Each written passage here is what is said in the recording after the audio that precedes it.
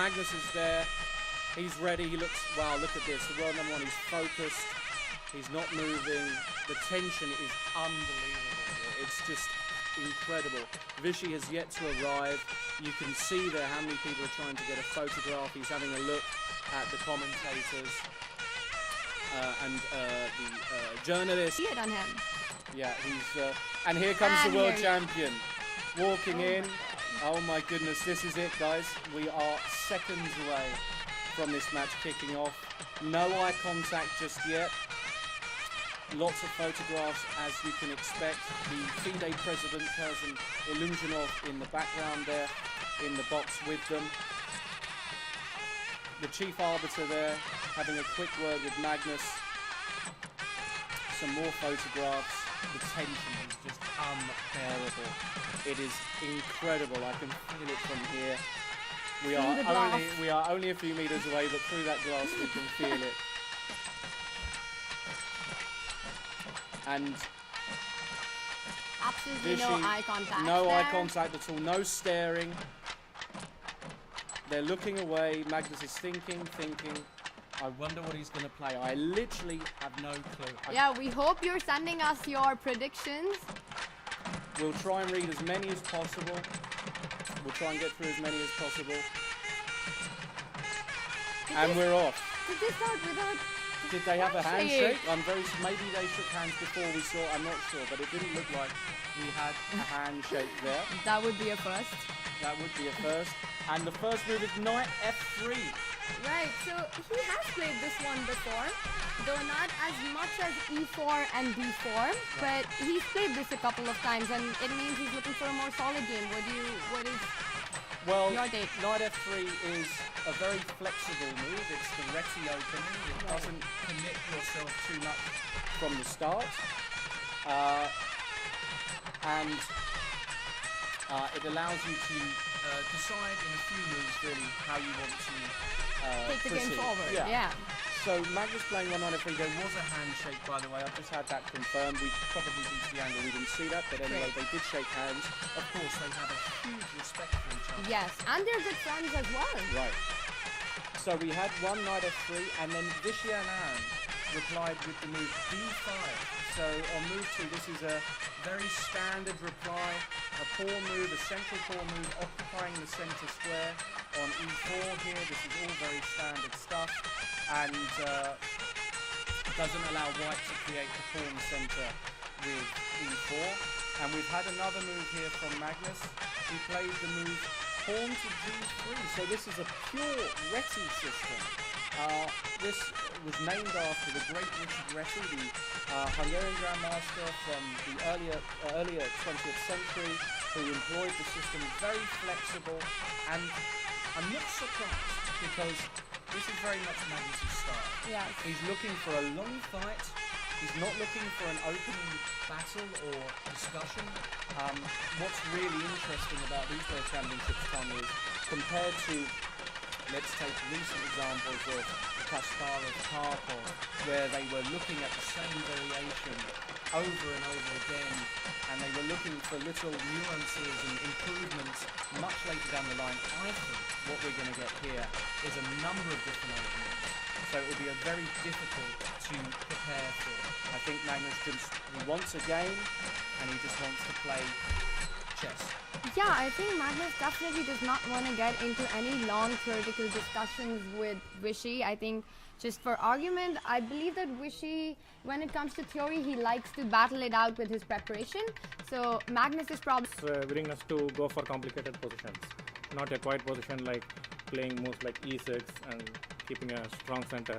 Instead, he chose to keep the center for dynamic piece play, and the position is quite interesting. And as you mentioned, bishop c1 is not something a top player would love to play so early in the opening stage, but had no choice, right?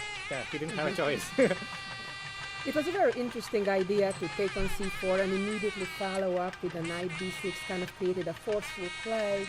Yes. Unlike typically for such openings, when usually it's a lot of maneuvering and a slow type of game. But Anand, That we had hardly 2 grandmasters in our state. So from there we have come to 12 grandmasters, which is a big leap So forward. is that the most of all the states? I know there are 28 states in India. Yeah, there are 28 states, And but this is Tamil Nadu is one of them. Tamil Nadu is one of the states, and Chennai is the capital of Tamil Nadu.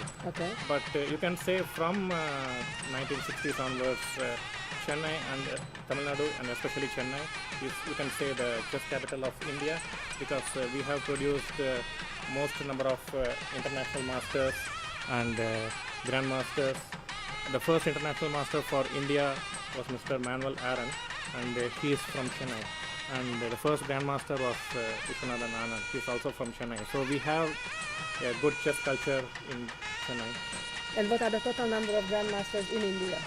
In India, right now we have 34 grandmasters. 34.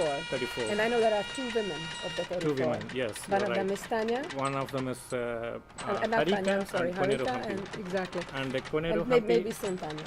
yeah, most likely. She's, we So they had twice this position. twice. So now if Knight Anand C4, can then claim a draw, yeah, Knight C4, before exactly. playing Knight C4, he can claim a draw. Or And it is after- important that he claims a draw before making the move Yeah. Knight C4. Yes, you need to call the arbiter and claim a photographic repetition that you are going to play Knight C4. And it's an important point young players should remember. Exactly. And he did play it again, and that played it. means now they Okay. just shook Yeah, they hands. just shook hands. Wow. Wow. You have a short day. That's unusual, unexpected. Yeah, and I was expecting the games to go for the full 6 hours. Absolutely, I certainly did. That's a big surprise that the game ended so quick. But you know, sometimes it just happens. Magnus in this particular position didn't have much of a choice. Yes. He obviously doesn't want to lose a piece because that would lose the game. And I guess Anand just felt that there is not really an advantage. He probably could play on differently, but he wouldn't have an advantage. So he just probably is happy. Get rid of a black game tomorrow. He's white, and that's just some pressure generally on the opponent. Yeah, He we can see Anand and Carlsen having a few words about the game. And it's very interesting that Anand has chosen to play very actively. I think this is going to be his strategy throughout the match, that he's not going to go for quite solid positions. Instead, he's going to take some unusual decisions, even though it's going to be slightly risky for him, and push Anand, push Carlsen to play equally dynamic chess and not hope for a quiet endgame, which Carlsen would prefer to have against a player like Anand. Well, I have to tell though that I'm quite confident that this is an exception. We generally will see much longer games. Yes. It just sometimes happens to be that there's nothing one side can do, and in this case, that one side really was Magnus that couldn't avoid it once he got to this situation. Anand perhaps had a choice, but was content with this result at the moment. And it's by the way interesting to see that after some years of matches when there was kind of an animosity between Between the players. players, when they hardly talked or maybe didn't even talk at all during the match. Yes. Here we saw kind of a cordial conversation right Yes, after the game, exchanging some ideas about the game and Normally, like discussing it. Anand had always had a cordial relationship, even with against Kramnik or with Gelfand. He always had a very good relationship, except for the one against Topolo, where there was some kind of animosity between the players. It's nice to see that the players are quite friendly to each other even during such a tense match. And I believe we are going to have a press conference. Yes, I think the two players are being taken out to the press conference room, and probably within a couple of minutes our coverage will move over to the other room, and of course we'll be looking forward, listening on that as well. And tomorrow, make sure you're back, same time, same place. It's gonna be 3 o'clock as usual, Chennai time. Chennai time, Indian time. Exactly. So And please make sure that you are here at 3 o'clock Indian time. We are sure we are going